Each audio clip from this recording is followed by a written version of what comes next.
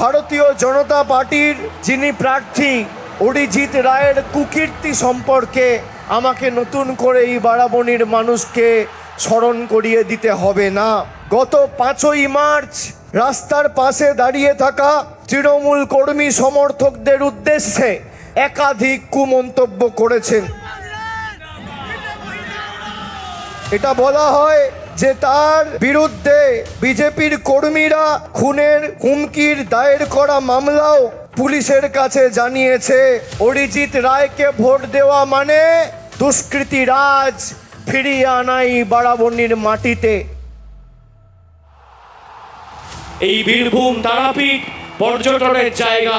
সারা রাজ্য থেকে বিভিন্ন প্রান্ত থেকে প্রতিদিন লক্ষ লক্ষ দর্শনার্থীরা আসে মা তারার মন্দির পরিদর্শন করতে, মায়ের দর্শন করতে। সেখানে আজকে এলপিজি গ্যাসের সংকটে হোটেলগুলো প্রায় বন্ধ হতে চলেছে, রান্না বান্না বন্ধ।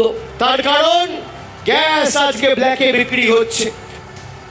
আমি চ্যালেঞ্জ করছি, আমি এখানে আমাদের সরকারের রিপোর্ট কার্ড আপনাদের দেবো। যদি আপনারা পারেন হাসনের কোনো একটা মাঠ বেছে নিন, মঞ্চ বাঁধুন, সময় ঠিক করুন।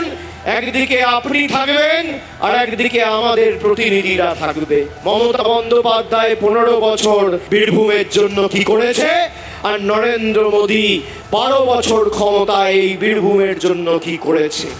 যদি পরিসংখ্যান আর তথ্যের নিরিখে লড়াই করতে পারে, লেজে গোবরে করে এদের মাঠে বার করব, না হলে রাজনীতি থেকে চিরতরে বিদায় নেব।